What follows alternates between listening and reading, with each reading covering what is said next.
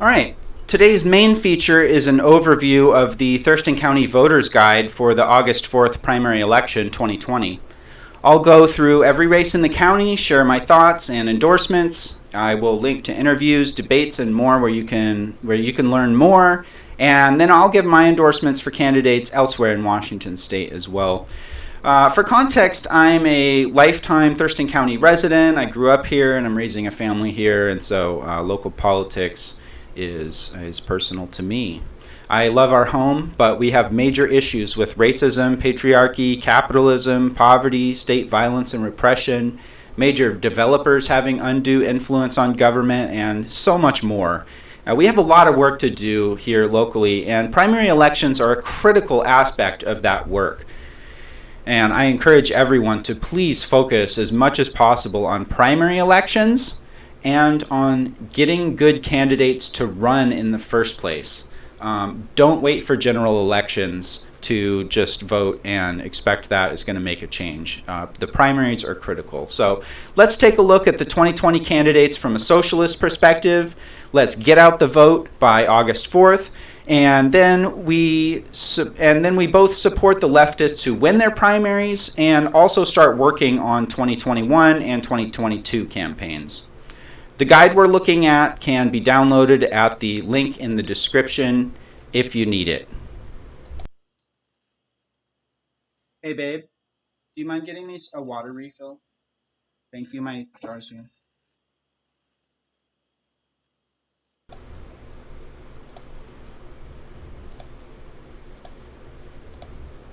Pardon me. All right. District 3. My only comment here is Jamie Herrera Butler is terrible, and good luck to everyone challenging her. Let me get down to it here.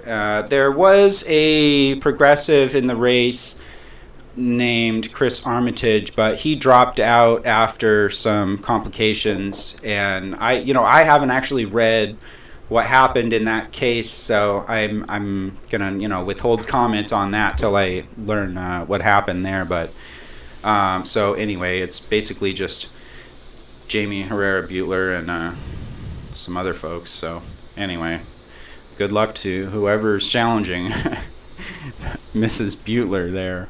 So, and hopefully we can find a more robust candidate the next go around to challenge Butler from the left. Now, District 10 for the U.S. House of Representatives is my district, and as you will not be surprised by if you've watched this channel, I endorse Joshua Collins. The Democrats in the race can argue who is the most compassionate capitalist all day, but the fact is we need candidates who will challenge the oligarchy, and Collins is the only one in the race. Oops, sorry, let me move on here. There's a bunch of candidates here, but yeah. So Christine Reeves is one of the top candidates, and Beth Dolio, and there's Beth Dolio, and then you have Phil Gardner, another Democrat, and Marilyn Strickland is the other major candidate. So, but anyway, I support Josh Collins. I think he has a real shot at making it to the top two, and mark my words, if he does, it will be a national story overnight. If you want your own local AOC, but one that's not going to be friends with the capitalist Dems, please vote Joshua Collins for U.S. House of Reps in Washington CD 10. And you can find more info and donate at joshua2020.com, and you can find my interview with Josh from a couple weeks ago in the links below.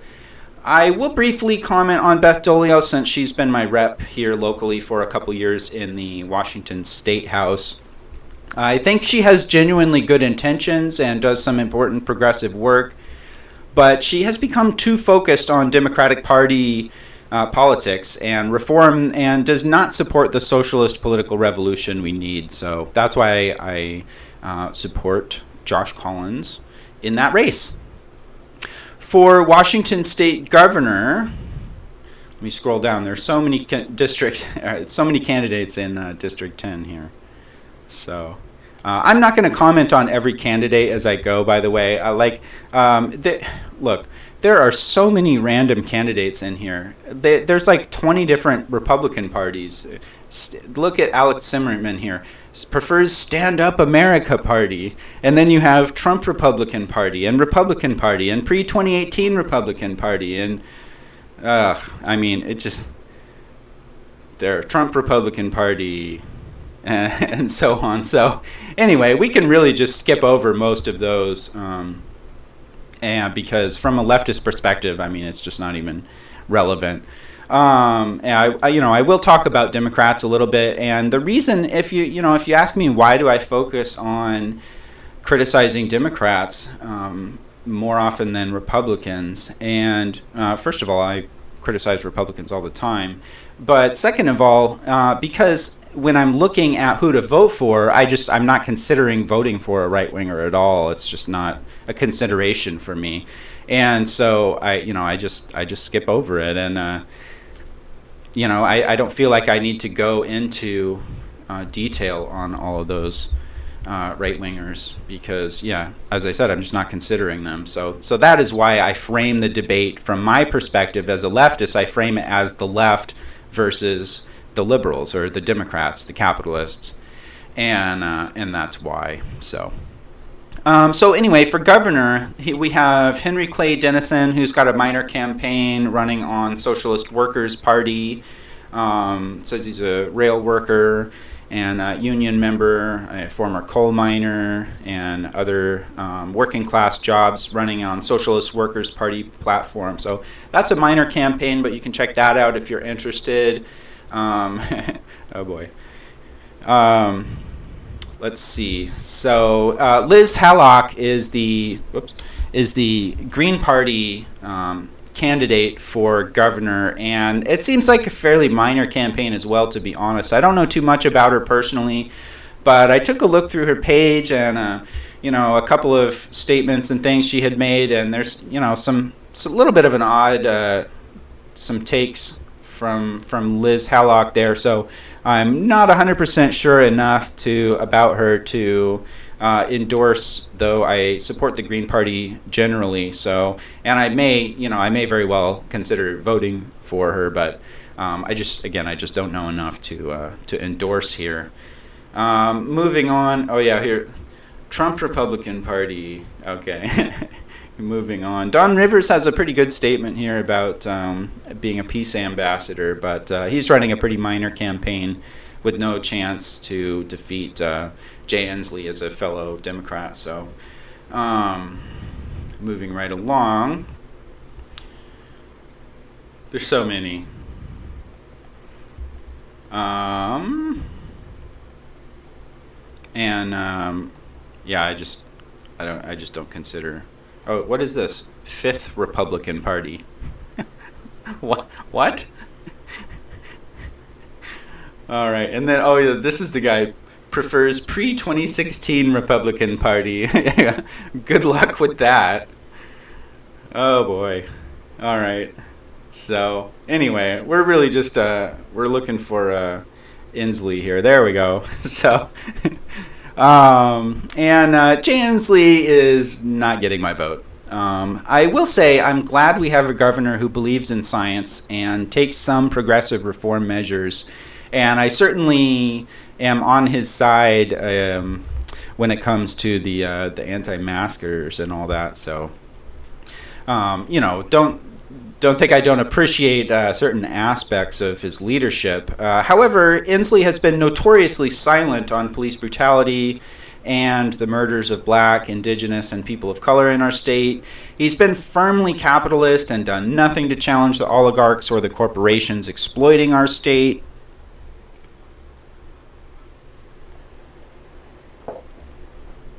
He has not supported what the people of Washington need during COVID-19 or the housing crisis. So I'm not making an endorsement in this race, though I'll probably support the Green Party just to add Green votes. And I'll link to Liz Hallock's webpage, newdealwashington.com below, though, so you can take a look for yourself. With a dozen flavors of right-wingers in the mix, it's disappointing we don't have a better left-wing option. We need to organize hard for a serious governor candidate in 2024. And I assume that folks just didn't do that this time because they didn't want to put a ton of resources into going against Jay Inslee when he's just going to win again anyway as an incumbent. So that's my, assumption. But anyway, we just really need to organize to get good governor candidates in 2024. My first thoughts are Shama Sawant, Nikita Oliver, or Fawn Hope. Just the first three names that come to mind as potential 2024 gubernatorial candidates in Washington State. So I want you to comment below who you think should run for governor in 2024 to represent the left. Now moving on to lieutenant governor, once we scroll past all these other folks. Oh, and I'll mention Lauren Culp is a dangerous pro-militia, far-right sheriff. So yeah, watch out for him. Let's see. So anyway, though, scrolling down to lieutenant governor here. So I didn't endorse anyone for lieutenant governor either. You've got Denny Heck, who's been my congressional rep here in CD10 until now and has done a terrible job. He's made no effort to connect with the community, and he cares only about helping corporations and getting on TV by acting like he resists Trump. He hates Medicare for All. When an activist asked him to support it, he forcibly grabbed her arm and just got angry. And it's like there's so many instances like that where he doesn't care what the people think or want. He's got his own agenda driven by his donors. So please don't support Denny Heck for lieutenant governor. And I say that as someone who Denny Heck has been representing in Congress.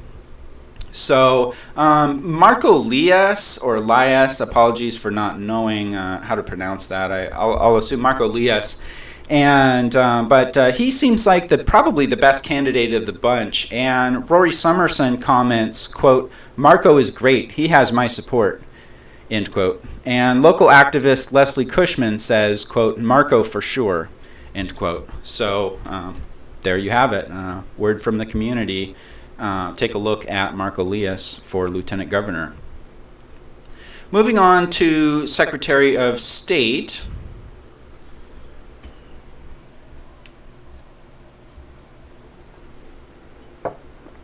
I'm not endorsing anyone for Secretary of State.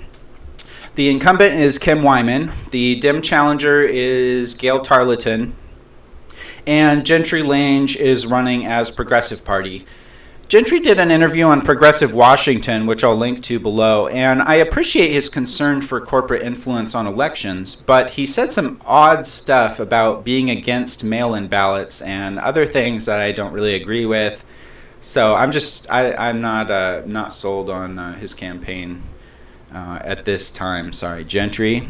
That said, Kim Wyman has been Secretary of State for years, and I'd certainly prefer the Democrat to win this race, though I don't know enough about her to endorse her, but I'll vote for her. No contest in the state treasurer race, another example where the left in Washington just fails to organize to have a good candidate in every race. Same for state auditor.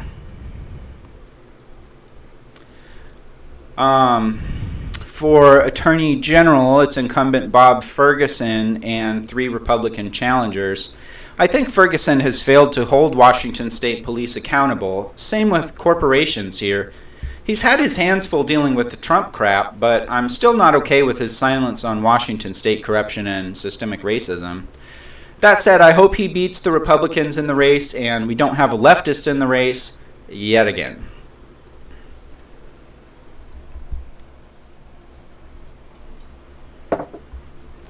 For Public Lands Commissioner, Hillary Franz is the incumbent, and the only interesting challenger is Frank Walbrown.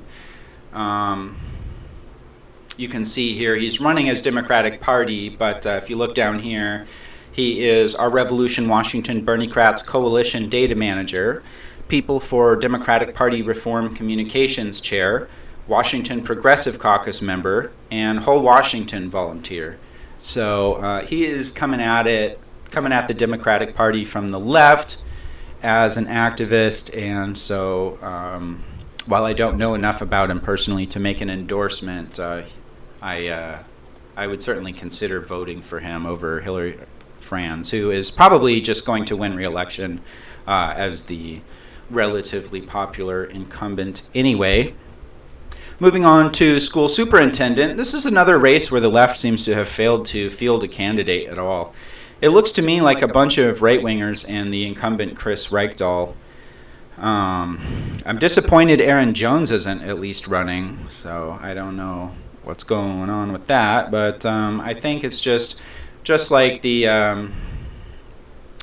some of the other races where Chris won against a crowded field last time, and now that he's the incumbent, folks are sort of backing off a little bit, and that's just so frustrating to me. Like, us leftists need to be running candidates in every single election, and even if it's just building for next time. So anyway, tell me who you think leftists should support for OSPI next time in the comments. I would love to know. Let's see. Same story for insurance commissioner. No leftists running. Next. Legislative 2, state senator. There's not much choice here with Democrat Rick Payne against a bunch of Republicans. At least he's running on a working class message. Legislative District 2, State House of Representatives, Position 1. And nobody ran against Andrew Marcus. Nobody. Next. Legislative District 2, State House Position 2, Veronica Witcher Rocket is more of a centrist Democrat as far as I know, but at least there's an option in this race. So, again, kind of, come on, leftists, we need to run for every single race, even in the rural counties, please. All right, moving on, LD 22 State Senator.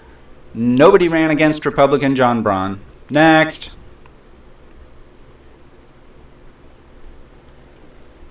LD 22 State House Position 1.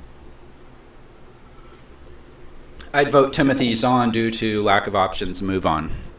LD 20 State House Position 2. Will Roulette sounds like working class. I'd vote for him. LD 22 State Senator. Finally, my district in Olympia here we get to. So Sam Hunt is the incumbent, and he's been a career politician for years.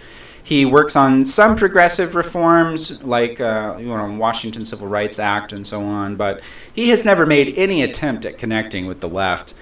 Once at a fundraiser, I heard him ask for money by saying he likes it when there's a lot of zeros on the check. So that's Sam Hunt for you, Democrat, professional Democrat. All right. Anyway, Kevin Young sounds nice, but is also a landlord and doesn't have any contributions listed with the PDC, so he's not running a serious campaign against Hunt. And I'm skipping this one. LD 22 State House Position 1. Finally, a race with someone I'm happy to endorse and vote for. This is Lori Dolan's seat. She is the incumbent Democrat, and I endorse Johnny Mead, Socialist Party candidate for Washington State House of Representatives. Johnny is always focused on working class issues and will be accessible and accountable as a representative. You can find my interview with him in the description below. LD 22 State House Position 2. This is the first one we come to that is actually a hard choice here. It's a hard choice between Glenda Breiler and Mary Ellen Biggerstaff for me, and I endorse both of them. I would be happy voting for either, and I'm not going to tell you which you should choose. Just please don't support Jessica Bateman, who is running and tries to sound as progressive as possible, and is anything but in practice in Olympia City Council. She voted to approve gassing protesters here. She is anyway, I won't go too much on that, but as someone who has been represented by her in the City of Olympia Council, I would not vote for her for this office. I would vote for either Glenda Breiler or Mary Ellen Biggerstaff. And Mary Ellen is a Democratic Socialist of America organizer, a nurse, a Medicare for All activist, and I have no doubt she would fight for socialist political revolution in Washington State. You can find my interview with Mary Ellen below. I haven't had a chance to interview Glenda Breiler yet, but I'll link to her webpage below, and I encourage you to take a look and watch other videos you can find of her. She's not running as a socialist, and I honestly don't know how centrist she would lean in practice once elected. However, she has an indisputable background as a water protector, director of the Longhouse at Evergreen, a community organizer for missing and murdered Indigenous women, and she would bring a much-needed Indigenous perspective that we have not had in our local leadership. So that's why I'm not going to make a decision between the two at this time. I endorse both of them. In Legislative District 35, Position 1, there's only 2 options, and Position 2, there are no leftist options. They're either, so moving on. Thurston County Commissioner, Position 1. This is another race in the primary where I'm endorsing 2 candidates. Carolina Mejia and Rory Summerson have both earned our support, and it's a tough call between the two for me. You can find links to their web pages and my interviews with both of them below.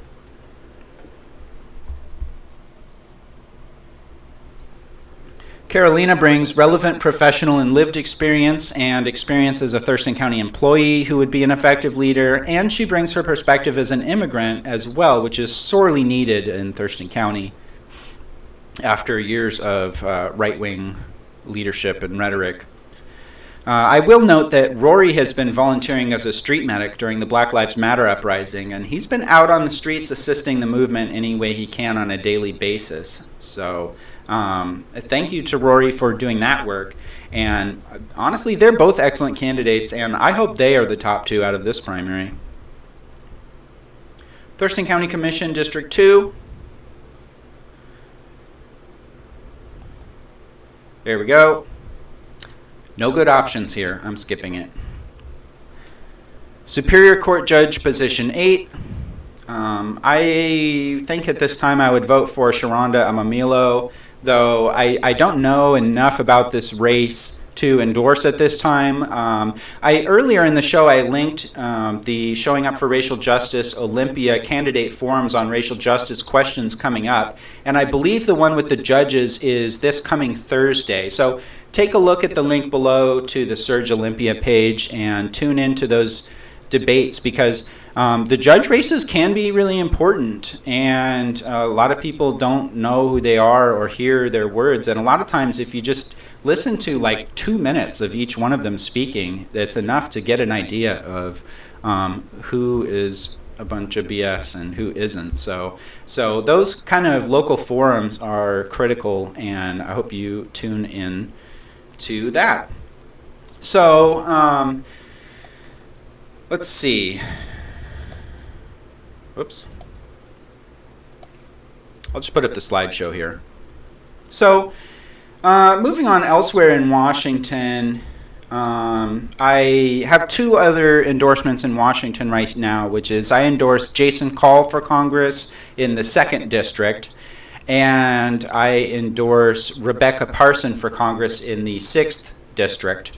She had just made a tweet the other day noting that she is the only candidate in the race that didn't work for McKinsey out of college. She went and did some volunteering instead. So props for that. Enough said. And if folks all over Washington State and the country can endorse and can support folks in Washington running for Congress, then Joshua Collins, Jason Call, and Rebecca Parson is a great start, and I will add Mariana Everson to that as well, who I have talked about on the show previously as well. I endorse her also. So I asked my Twitter followers who they are excited for as well, and Sarah Hansen listed 3 of my favorites, who I just mentioned already, Joshua Collins, Jason Call, and Rebecca Parson. So some agreement there from the community. And that's it for today's show. Thank you all for tuning in. If you would like to contribute or collaborate, please get in touch at PoliticOly@gmail.com. I really appreciate every view, like, subscribe, and share. So again, thank you. I'm about to hit 50 subs and 1,000 views, and I really appreciate it. You all make this worth doing because it's a lot of work to start a channel and learn all this stuff and keep building it. So I'm only doing this because folks are tuning in. So again, thank you, and take care, love, and peace.